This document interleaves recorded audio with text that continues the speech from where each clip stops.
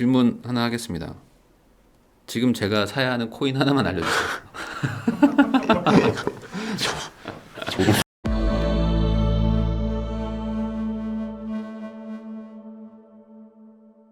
어쩌라고 라는 분들을 위해서 이렇게 하면 좋겠다라는 식으로 제가 좀 한번 진행을 해보려고 하는데, 가장 쉽게 할 수 있는 방법은 이걸 것 같아요. 그냥 제가 이제 500만 원을 가지고 이제 코인 투자를 하려고 온 아무것도 모르는 사람이라고 치자 이거죠. 물론 뭐 책도 보고 공부도 많이 해야 되겠지만, 이 분한테 설명한다는 개념으로 저도 좀 질문도 하고 해볼게요. 우선은 지금 거래소라는 게 있잖아요. 거기서만 살 수 있는 건가요?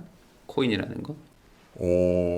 그런 건 아니고 그 탈중앙화 거래소라고 해서 어떤 컴퓨터 프로그래밍으로 이루어진 거래소도 있는데, 그런 거는 접근하시기 좀 어려우실 거예요. 그래서 그냥 일단은 그 알려진 거래소에서 알려진 코인을 거래하는 게 좋은 것 같아요. 그러면은 뭐 국내 거래소도 있고 해외 거래소도 있고 뭐 이럴 텐데, 네. 어디를 좀 추천하세요? 저는 해외 거래소 중에 거래량이 많은 바이낸스라는 거래소를 추천드리고 싶은데, 그 이유가 사실 코인은 같은 코인을 거래하더라도 거래소마다 거래가 분리되어 있거든요. 그렇다 보니까 거래량이 많은 데서 거래하는 게 여러모로 편해요. 그러니까 거래가 분리돼 있다라는 거는 가격도 달라요? 가격도 다르죠. 호가창도 다르고. 그래서 이제 김치 프리미엄이라는 게 나오는 거고. 그런데 이제 그런 것도, 그런 면에서도 그렇고, 이제 큰 거래소가 이제 거래할 수 있는 코인의 종류가 많으니까 내가 좀 더 많은 선택을 할 수 있죠. 그럼 거래량이 우리나라의 뭐 1위 업체에 대비해서 뭐 현격하게 맞죠. 차이가 많이 나나요? 그러면은 해외 거래소라고 하면 벌써 어떻게 돈을 넣고 뭐 어떻게 팔고 뭐 이게 좀 약간 막막한 느낌이 날 것 같은데, 이게 간단하게 할 수 있나요? 사실 모든 거래소에서는 그런 거래 방식이나 심지어 지금 코인의 생태계가 어떻게 이루어져 가고 있는지 그런 거에 대한 자세한 설명을 해주고 있어요. 예를 들면 바이낸스 같은 경우는 바이낸스 아카데미라는 홈페이지가 있어요. 거기에는 어떤 식으로 코인을 거래해야 되는지, 뭐 코인의 역사가 뭐 어떻게 이루어져 있는지, 그런 뭐 디파이는 뭔지, 요새 핫한 뭐 새로운 기술들은 뭐가 있는지, 그런 거를 다 이제 설명을 해주고 있거든요. 그럼 이제 그런 것도 다 한번 보시고, 뭐 인터넷에서도 뭐 해시넷이나 뭐 그런 코인에 대한 정보를 알려주는 사이트가 많이 있기 때문에 그런 거에서 이제 정보를 찾으실 수 있는 것 같아요. 그러면은 거래소는 바이낸스를 쓰는 거를 좀 추천한다. 그러면 여기에는 그러면 우리가 이쪽으로 뭐 원화를 달러로 바꿔서 보내야 되나요? P2P 거래로 내가 뭐 할 수도 있었는데 지금은 그게 법 때문에 막힌 것 같아요. 자세히는 저도 잘 모르는데, 그래서 가장 쉬운 방법은 이제 전송이 빠른 코인을 구매를 하셔서 그 거래소로 코인을 보내서 거래를 하는 게 좋은 것 같아요. 그러면은 이 코인을 한국 거래소에서 사서 그렇죠. 이거를 해외 해외 거래소로 전송해서 전송을 시키고, 그럼 하는 거기에 이제 거죠. 코인이 있으니까 그냥 거기서 그대로 매각을 해서 자금을 만들면 되겠네요. 네. 그러면 내가 투자를 하겠다 500만 원. 그러면은 종목을 뭐 골라야 될 거 아닙니까? 뭐가 됐든 뭐 다 뭐 하나씩 살 수 있는 것도 아닐 거고, 이게 어떤 코인이 좀 뭔가 가격이 변화할 것 같다라는 거를 어떤 식으로 우선 기준을 잡아서 판단을 하는 거예요, 기본적으로? 저는 비트코인 차트를 보고 트레이딩을 해서 돈을 벌었기 때문에 그거를 먼저 말씀드리면, 뭐 공부라는 관점보다는 경험의 영역이 좀 더 큰 것 같아요. 단기 투자에서는 뭐 차트에 관한 책들도 많이 있지만 결국 그 책도 어떤 역사적으로 어떤 상품의 가격이 변화하는 걸 이제 보여주면서 예전에 이런 일이 있었고 이럴 때 이런 방향으로 진행됐다, 이런 것도 어떻게 보면 경험을 이제 쌓는 과정이잖아요. 코인도 이제 차트를 계속 보다 보면 이런 모습은 예전에 이런 비슷한 형태로 가는 게 있었던 것 같은데 그러면 그때 어떻게 됐었지? 라든지. 그 소위 말하는 뭐 그 기영이 차트 뭐 이런 거요. 머리 뾰족뾰족하면은 다섯 번째는 올라간다 뭐 이런. 그렇죠. 뭐 이제 그러니까 우스갯소리를 하는 거지만. 네. 뭐 그런 경험의 영역, 약간 내가 새로운 게임을 배운다고 생각을 하면 사실 뭐 그 게임을 안 해보고 이제 안다는 건 어렵잖아요. 게임을 직접 해보고 그러면 규칙을 익히고 이제 경험을 하면서 뭐 실수도 줄어들고 할 거 아니에요. 그래서 이제 가격을 사실 예측하는 거는 어려운 면이 있지만 내가 이제 오른다고 생각했는데 오르지 않으면 뭐 빠르게 정리를 한다든지 또 이제 그런 경험치는 쌓을 수 있는 거죠. 그러면 오르겠다라고 내가 결정한다는 거에 주된 어떤 포인트는 그 차트의 모양인가요? 저는 그렇죠. 거래량하고 차트의 모양. 이건 주식에서도 뭐 모멘텀 투자해가지고 하는 네. 거잖아요. 근데 그게 과거에 어떤 일이 있었고, 그리고 그거에 따라서 차트가 이렇게 바뀌었고 거래량이 바뀌었다는 그 과거 경험치가 있으니까 그걸 내가 공부를 해놓고 경험을 해놓고 네. 있다가 그거와 어떤 비슷한 상황과 거래량이 다시 일어나면 그걸 근거로 아 이게 올라가겠다 내려가겠다라는 걸 약간 좀 추측해 본다는 건가요? 그렇죠. 사람들 가격 형성 원리가 애매하고 커뮤니티 시장인 면이 있으니까 사람들이 패닉해서 막 패닉셀을 하고 반등이 일어나고 이런 거는 사실 사람들의 심리가 비슷하잖아요. 겁먹어서 던지고 또 이제 다시 너무 싸졌으니까 사고 싶은 사람들의 수요가 있고 그럼 이제 나타나는 차트의 형태가 유사한 면이 있거든요, 사실. 그럼 이제 뭐 그런 기억들을 쫓아갈 수도 있고 아니면 그런 걸 기록해 놓을 수도 있는 거고요.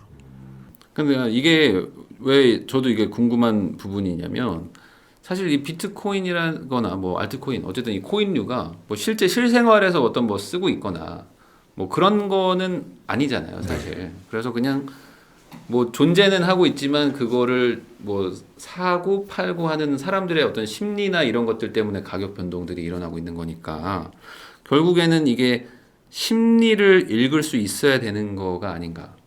이 시장의 판에 있는 사람들의 어떤 심리 그걸 차트라고 보는 건가? 네, 그렇죠. 근데 이제 본인의 그런 경험을 통한 직관을 통해서 매매를 하는 건 좋긴 한데 근데 어찌됐든 이게 본인의 직관이니까 틀릴 수 있다는 걸 항상 염두를 해둬야겠죠. 또 내가 모르는 뭐 이슈가 있을 수도 있는 거고 나는 이게 별거 아닌 거라고 생각했는데 다른 사람들의 생각은 또 다를 수 있는 거잖아요. 이제 그런 경우에 이제 정리를 해야 되죠. 저는 항상 진입할 때 지금도 제가 맞을 확률, 틀릴 확률이 반반이라고 생각하면서 진입을 하거든요. 근데 이제 자리를 계속 보다 보면 내가 틀렸을 때 있는 손실보다 맞았을 때 없는 이득이 아득하게 큰 자리들이 있어요. 이런 것도 그 좀 자리라는 알아야죠. 거가 그 차트라고 봐야 되나? 그렇죠. 네. 앞에까지 이런 차트 모양이 왔으면 여기서는 이렇게 많이 올라갈 수 있을 것 같을 때 근데 이제 그런 거를 사람들의 심리도 좀 잘 생각을 하고 실제 뭐 어떤 뭐 대규모 비트코인의 뭐 업데이트가 일어났다든지 예를 들면 뭐 선물 뭐 ETF 이런 게 뭐 승인이 됐다든지 그런 재료가 있으면 이제 차트에서 반응이 나오잖아요. 그럼 사람들이 이걸 어떻게 받아들이고 있을까 이런 생각도 하고 차트 모양 가는 걸 보면서 차트 모양 플러스 사람들이 호재라고 생각할 수 있는 어떤 그런 사건 같은 게 이제 예정돼 있거나 이제 뭔가 터지기 시작할 때는 그럴 때는 이게 좀 올라갈 수 있는 상태다라고 본다.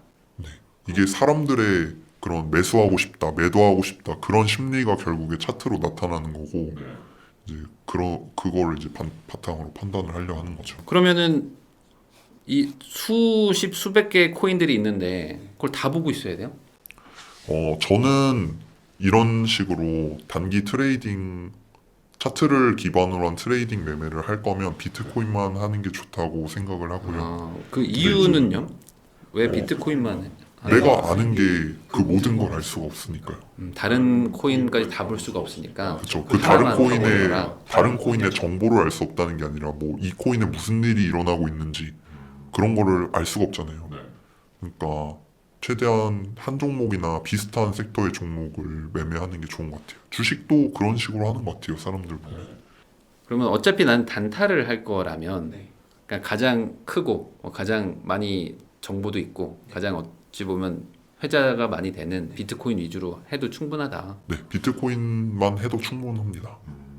그리고 알트코인을 하실 거면 사실 알트코인 투자를 제가 알트코인 투자로 돈을 많이 번 게 아니기 때문에 이런 걸 얘기하는 게 좀 조심스러울 수 있지만 주변에서 알트코인 매매를 많이 해서 성공한 사람들도 봤거든요. 그럼 알트코인 하시는 분들 보면 뭐 이 코인에 발행 물량이 확 늘어나는 날이 있는지, 뭐 개발자들에게 뭐 물량이 확 풀리는 뭐 그런 날이 있다면 언제인지, 뭐 중요한 개발 일정은 뭐 언제인지 잘 되고 있는지, 그리고 뭐 이 코인을 많이 가지고 있는 개인 지갑에서 뭐 거래소로 이동은 일어나지 않는지, 뭐 다른 거래소에서 뭐 상장을 하진 않았는지 이런 거를 스크립트 같은 걸 이용해서라도 매번 보고 있는 것 같고, 뭐 심지어는 이 개발자가 지금 개발 잘 하고 있는지 그런 코드 같은 것도 보시는 분들도 있고, 그래서 여러 가지를 많이 좀 따지면서 매매를 하는 것 같아요. 저도 그런 거를 할 자신이 없기 때문에 그냥 비트코인만 했고 단타를 한 건데, 그래서 알트코인을 하려면 이제 그냥 뭐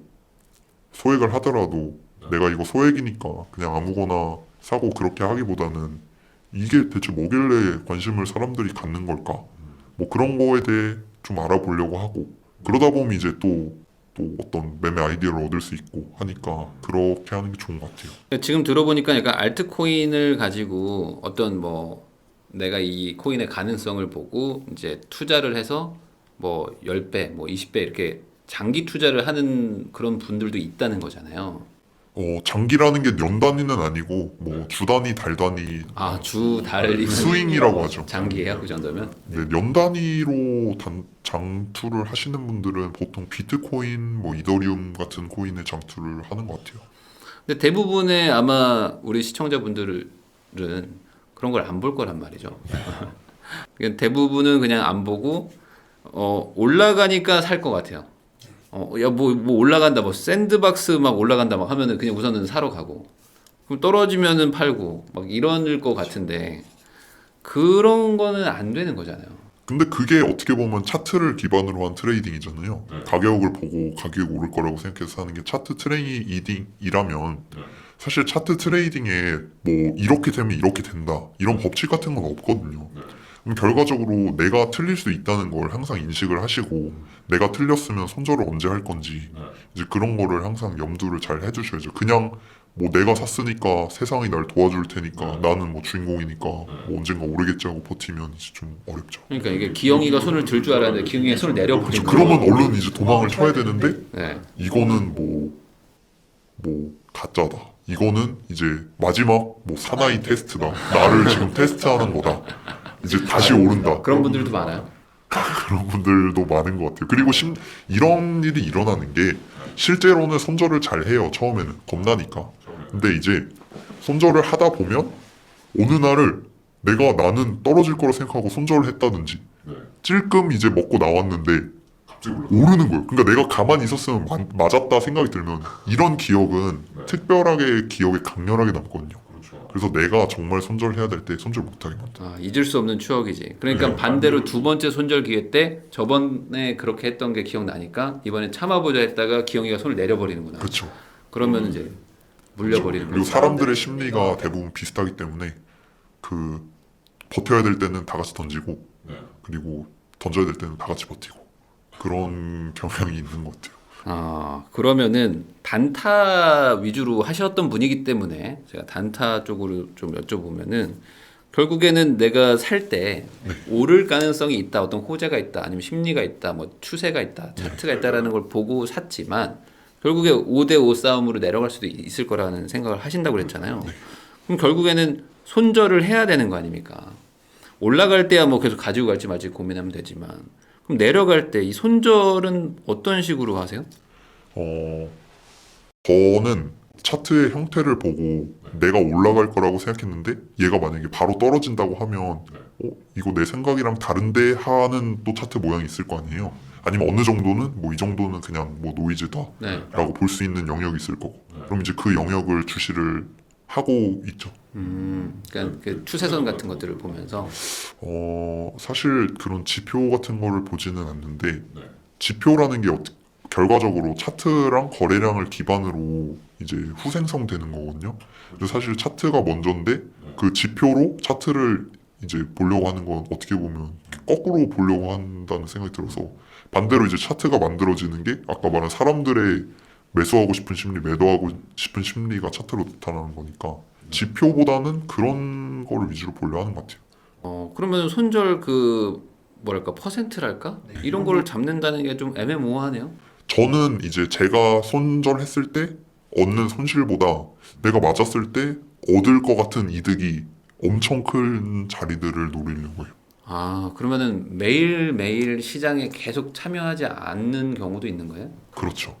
그냥 가지고 있는 경우도 있어요? 현금화해서? 네. 근데 보통은 이제 그런 재미가 없으니까 사실 저는 그런 방식을 권하는데 저 같은 경우는 뭐 일단 들어가 놓고 아닌 것 같으면 빨리 나오고 그런 때도 많아요. 그러면 아닌 것 같다라는 느낌을 그래도 우리 좀 시청자분들한테 준다면 뭐 대략적으로 만약에 내가 샀는데 네. 30% 빠질 때까지 기다리라고 하면 좀 그렇잖아요. 차트를 보고 본인이 차트를 봤다면 어떤 모양에 의해서 오른다고 결정을 하신 거잖아요. 그러면 그 모양이 없었다면 뭐 오른다고 생각이 안 드시는 뭐 그런 게 있을 거 아니에요. 예를 들면 오늘 확 올랐다 하면 뭐 오늘 오른 만큼 내려가면 내가 생각했던 게 없는 거잖아요. 그럼 이제 그런 경우는 이제 그 오늘 오른 만큼 정도가 이제 손절선이 될 수가 있는 거고 뭐 완전 단기적인 뭐 1분 봉 뭐 그런 짧은 봉을 봤다면 그 봉의 어떤 형태 뭐 지금 이제 올라가는 정도가 이제 지금 올라가고 있는 것 같다 해서 매수를 했으면 이제 걔가 없었으면 매수를 안 했을 거잖아요.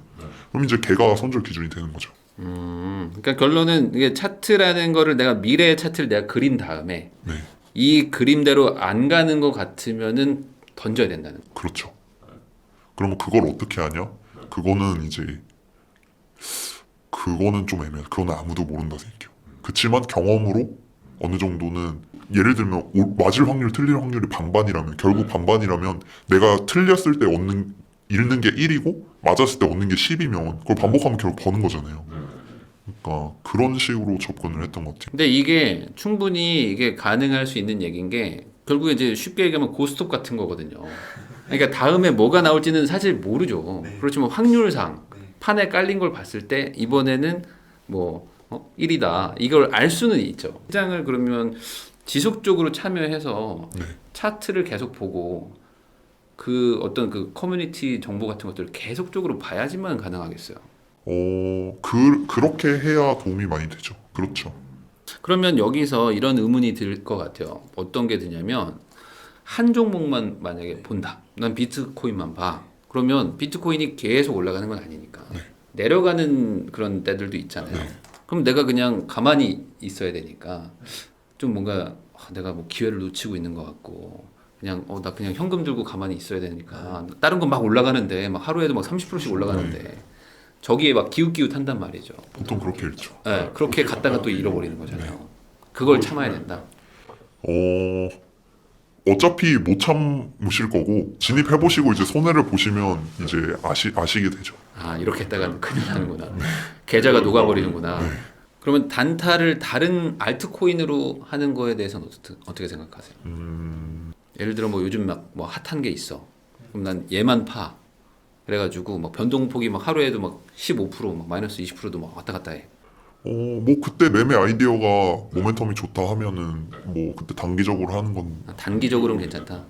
네. 만약에 장기적으로 수익이 계속 날 것 같으면 이제 그걸로 계속 해도 나쁘진 않겠지만 사실 알트코인 같은 경우는 시장 참여자가 비트코인보다 훨씬 적다 보니까 저는 이제 차트를 읽는 게 결국 객관적으로 많은 사람들이 생각하는 걸 똑같이 생각해야 돈을 벌 수 있다 생각하거든요.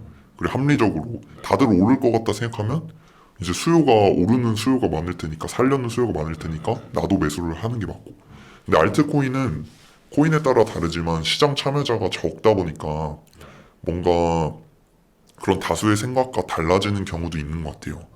그러면 뭐 그런 사람들의 마음은 읽었지만 돈은 잃는 이제 그럴 가능성이 좀 있다고 보거든요. 그러니까 이건 누가 봐도 오를 수밖에 없는 상황인데도 확 내려가는 어떤 그런 일이 일어나기도 조금 더. 그런 경우가 있죠. 예를 들면 알트코인 같은 경우 뭐 개발자가 개발 물량을 던지는 경우도 있고요. 최악의 경우에는 아니면 거래소에서 뭐 상장 폐지를 갑자기 시킬 수도 있는 거고 그래요. 그런 경우도 있죠. 그럼 알트코인은 좀 주의해서 투자를 해야 된다라고 정리를 해도 되나요? 그렇죠. 짧게 네. 뭐 항상 계획이 뭐 손절을 할 거면 언제 손절을 해야겠다. 아니면 아예 자동화해서 스탑로스를 걸어둔다든지 그런 식으로 항상 뒤를 이제 보면서 가는 게 좋다. 그리고 네 그렇죠. 마냥 이제 버틴다고 능사는 아니다. 그런 거죠. 그러면 이 코인 시장에서도 장기 투자 이게 가능한가요? 장기 투자의 개념이 그리고 10년 뒤에 팔게요 뭐 이런 분들도 있는데 뭐 2030년까지 가져갑니다 뭐 이런 분들도 있고. 사실 저가 장기 투자로 돈을 벌어보질 못해가지고 이거는 말씀드리기 좀 저도 사실 잘 모르겠는데 비트코인의 장기 전망은 좋다고 하는 사람이 많은 것 같아요. 근데 알트코인 같은 경우는 비트코인의 뭐 그런 희소성 얘기가 나오잖아요. 총 발행 물량이 정해져 있기 때문에 가치가 뭐 유한하니까 가격이 오른다 이런 관점인데 이제 알트코인을 장투한다. 그래서 저는 비트코인 장투는 뭐 저도 잘 모르겠지만 오르지 않을까요? 이렇게 얘기를 하는데 알트코인 같은 경우는 알트코인도 당연히 성공해서 계속 잘 가는 코인도 있겠지만 아닌 것도 있을 수도 있고 또 이제 발행 물량이라는 게 알트코인은 뭐 제한 물량이 없는 경우도 있고요. 제한 물량이 뭐 1억 개인데 지금 나온 게 뭐 500만 개, 1000만 개밖에 없을 수도 있어. 그럼 앞으로 이제 10개 막 9천만 개야. 뭐 10배, 20배씩 아직 나올 물량이 남았는데 이제 지금 내가 장기 투자를 하는 게 이제 그런 것까지 다 고려했을 때 가치를 반영하고 있나 이제 그런 것도 잘 생각을 해보셔야겠죠. 약간 좀 정리가 좀 되네요. 저도 뭐 비트코인에 대해서 뭐 잘 모르지만 오히려 저는 이렇게 변동성이 큰 시장에는 장기 투자는 안 좋다고 저는 생각을 하거든요. 무조건 변동성이 워낙 큰 데는 그렇죠. 단기로 해야 악재를 피할 수 있다 생각하거든요. 잠깐 들어가서 잠깐 벌고 나와야지. 계속 넣어놨다가 갑자기 30% 떨어지면 방법이 없으니까. 장타보다는 오히려 단타 쪽이 오히려 좀 더 안전해 보이기는 합니다. 이쪽은. 그러면 이런 생각이 들 것 같아요. 하루에 3%? 이거 하려고 내가 이거 왔냐 이거죠. 그거 할 거였으면 나 주식 같지. 왜냐면 주식은 그래도 어떤 회사의 가치나 뭐 재무제표나 뭐라도 좀 더 그래도 조금 이성적인 판단을 할 수 있는 것들이 있는데 이 코인 투자는 그런 것은 상대적으로 좀 더 적잖아요. 좀 더 뭔가 좀 모멘텀, 뭔가 심리 이런 쪽이니까. 그러면 이쪽에 왔다면 그 주식보단 조금 더 많이 벌고 싶을 것 같고 그러면 어쩔 수 없이 레버리지를 써야 되는 거 아닙니까? 그렇죠. 선물 거래를 하시면 또 레버리지가 또 욕심이잖아요. 결국 내가 레버리지를 쓰면 그만큼 수익이 나는 거니까. 또 이제 레버리지의 또 문제가 내가 레버리지를 크게 써서 돈을 벌어보면 수익 같지가 않아요. 재미가 없지. 왜냐면 끝도 없잖아요. 내가 뭐 그냥 사서 2배 벌었으면 레버리지 이거 5배 쓰면 10배 번 거네? 그렇죠. 이런 식의 생각이 끝도 없지만 근데 이게 주식이랑 네. 코인이 조금 변동성의 차이가 크잖아요. 코인은 변동성이 정말 크잖아요. 그럼 이제 사실 주식과는 좀 다르게 보셔야 되는 게 레버리지를 3배만 써도 30%만 가격이 하락하면 내 돈 원금이 없는 거거든요. 날라가죠. 심지어 공매도 같은 경우는 레버리지를 쓰지 않아도 가격이 2배만 오르면 돈을 다 날리게 되는 구조예요. 근데 뭐 우량 주식, 뭐 애플이나 삼성전자가 지금 하루 아침에 뭐 30% 급락을 하면 세상이 뭐 잘못된 거잖아요. 큰일 난 거죠. 그러니까 그런 일이 없지만 코인 같은 경우는 비트코인만 해도 그런 일이 1년에 한두 번씩은 일어난단 말이에요. 1년에 한두 번이나 일어나요. 와, 이 비트코인 그 시총이 얼마더라? 1,500조? 네, 천 몇백 조 되는 1,500조짜리가 하루에 막 300조가 날아가 버리는 거야. 그렇죠. 무서운데. 근데 거기에서 그래도 레버리지를 써야 되지 않아요? 단타를 할 건데. 그렇죠. 저는 심지어 레버리지를 크게 쓰는 걸로 알려져 있었거든요. 얼마나 써요? 레버리지를 뭐 좀 작게 하면 30배? 30배? 50배? 뭐 근데 이렇게 들으면 뭐야 저 사람 이런 생각이 들잖아요. 근데 저는 레버리지에 대한 관점을 아예 바꿔야 된다고 생각해요. 코인 거래에서는. 레버리지에 대한 관점이 뭡니까? 이게 단타할 때 그런 얘기가 있잖아요. 원칙을 지켜라. 내가 원칙을 나는 뭐 예를 들면 내가 매수한 가격에서 3% 이하로 가격이 하락하면 뭐 무조건 손절할래. 왜냐면 그 손실을 빨리 끊겠다 이거죠. 아니면 아까 말씀드렸던 것처럼 내가 뭐 오를 것 같아서 매수를 했다면 아 이제 내가 틀렸다고 인식할 만한 위치가 있을 거 아니에요. 그럼 그때 손절을 해야 되잖아요. 근데 사실 손절한다는 게 쉽지가 않아요. 손절한다는 건 내가 틀렸음을 인정하는 건데 사실 현실에서도 뭐 정치가분들이든 사회든 틀렸음을 인정하는 사람이 많지 않잖아요. 심지어 틀렸음을 인정하는 것뿐만 아니라 내 돈도 손실이에요. 그러니까 손절하기가 싫은 거예요. 자기 부정을 하게 되죠. 그러니까 내가 틀렸다는 걸 인정할 수가 없는 거지. 내가 틀렸다고 인정을 하고 정리를 했는데 알고 보니 내가 맞았어. 다시 올라가. 그럼 이제 사람이 미치는 거거든요. 그렇죠. 그럼 이제 다시 원칙 얘기로 돌아와서 그러면 애초에 내가 만약에 1,000만 원을 굴린다고 해봐요. 근데 나는 손실이 무서워서 아니면 내가 지금 생각하는 위치에서 3% 이하로 떨어지면 나는 손절을 해야겠어. 근데 그거를 1,000만 원을 넣어놓고 3%를 손절하려고 하면 쉽지가 않거든요.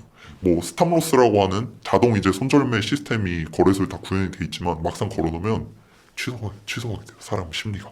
왜냐면 다시 반등할 것 같거든요. 내가 생각했던 것처럼. 그러면 자꾸 뭐 스탑을 걸어도 취소를 하고 손절해야지 했는데 안 하다가 훅 떨어지면 아니 나는 3%에 손절을 하려고 했는데 마이너스 갑자기 10%가 되는 게 어딨어.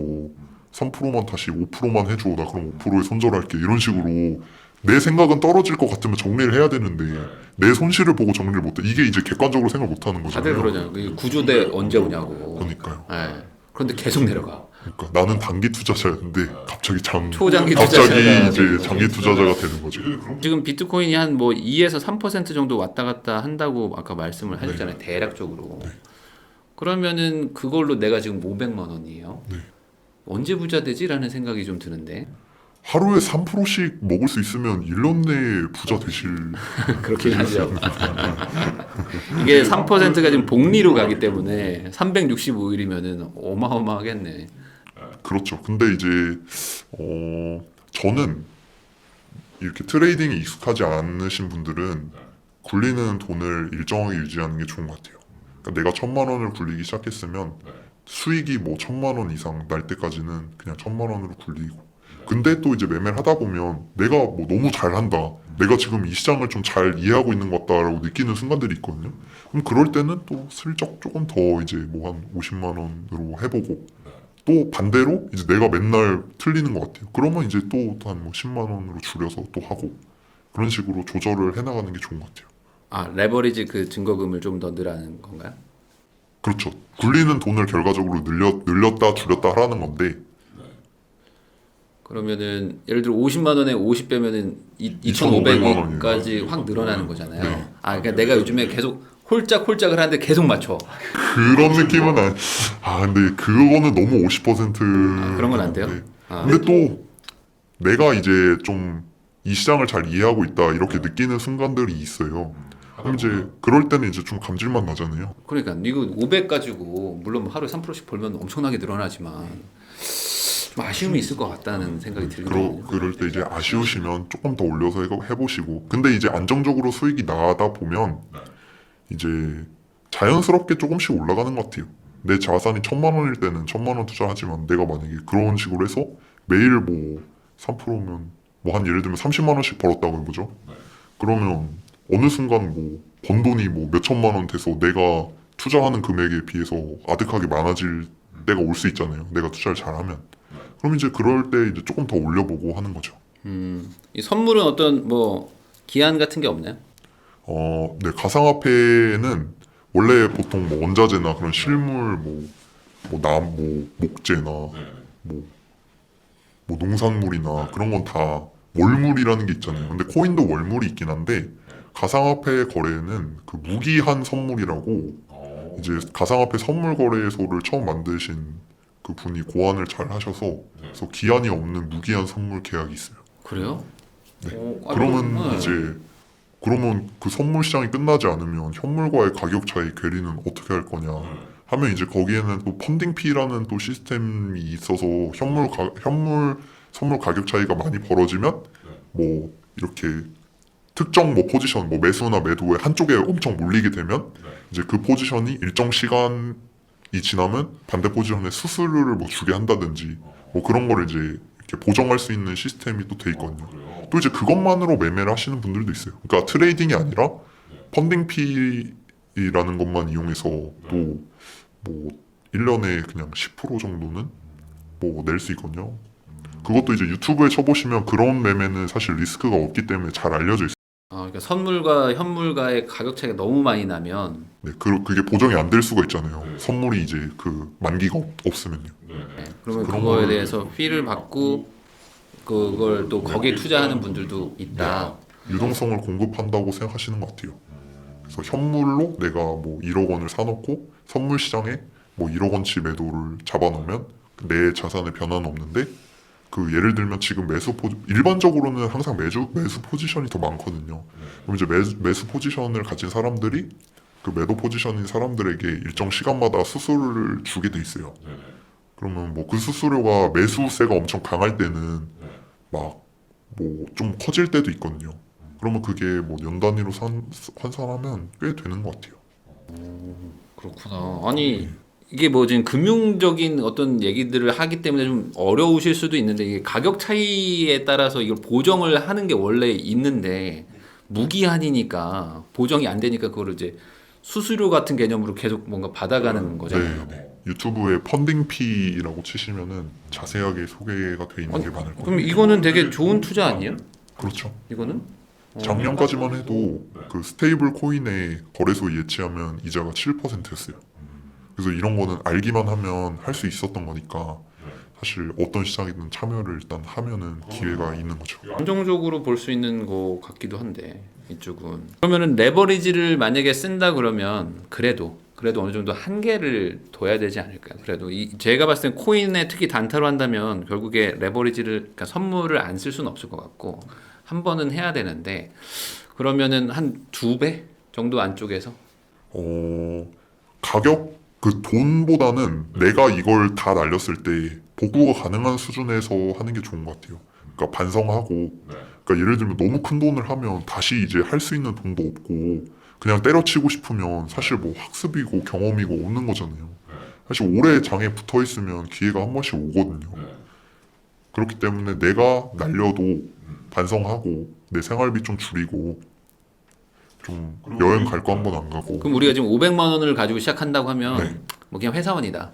한 2천만 원 정도까지 한 4배 정도 쓰는 거는 해볼 만도 한가? 금방 모을 수 있는데 500으로 언제 3%씩 모으냐 이런 분들이 있을 수도 있죠. 그거는 너무 위험하다. 위험한 것 같아요. 저라면 뭐 한 손절선을 뭐 3%라고 잡아보면 네. 15만 원. 한 번 잃을 때 15만 원도 너무 적으니까 2배 정도 하죠. 30만 원에서 1000만 원 정도 굴리고 이제 한 번 내가 잃을 수 있는 손실이 30만 원 정도. 네. 그 정도로 해가지고 1,000만 원치를 이제 굴리면서 계속 내 수익률을 높여보려고 하자. 어차피 트레이딩이니까. 저는 이제 선물 거래 위주로만 해서 잘 모르지만 코인판에서 정말 유명하신 분들의 얘기를 들어보면 뭐 내 자산의 40%는 현물을, 40%는 뭐 선물, 그리고 20%는 현금을 가지고 있는 게 좋다. 이렇게 얘기하시는 분도 있거든요. 그래서 이제 그것도 저는 잘 모르지만 그런 방법도 뭐 사람마다 방법이 다르니까요. 그런 방법도 있는 것 같아요. 알겠습니다. 그러면 마지막으로 질문 하나 하겠습니다. 지금 제가 사야 하는 코인 하나만 알려주세요. 오늘 500만 원 넣게. 저도 알려줬으면 좋겠는데. 네, 농담입니다. 근데 저 오늘 느낀 바는 저도 어차피 이제 투자를 하는 입장에서 저도 코인에 대해서 사실 부정적인 사람이었어요. 왜냐면은 너무 변동성이 크기 때문에 여기서 살아남는 게 쉽지 않을 것 같다라는 생각을 했는데 지금 레스큐님 말 들어보니까 여기서도 최대한 안전하게 하면서 이 변동성을 잘 이용해서 투자를 하는 사람들이 있구나라는 거를 저는 좀 느꼈거든요. 그러니까 너무 변동이 크니까 한번 들어갔다가 물릴 수도 있는데 그게 아니고 아까 말한 그 레버리지 같은 것들을 이용하면서 강제적으로 내 손실을 막아가면서 상승을 최대한 가져오려고 하고 하락은 막으려고 하고 그리고 그걸 위해서 막 14시간씩 컴퓨터 앞에 앉아가지고 배달 음식 3번 시켜 먹고 맞죠? 그러면서 그 시간을 몇 년을 투입한 게 결국에 이 결과로 나온 거니까 이쪽에 대해서도 좀 더 긍정적으로 생각이 되는 그런 인터뷰였던 것 같습니다. 오늘 다시 한번 나와주셔서 감사하다는 말씀을 드리고요. 신변보호 제가 잘 해서 올리도록 하겠습니다. 다시 한번 나와주신 레스큐님 감사합니다. 고맙습니다.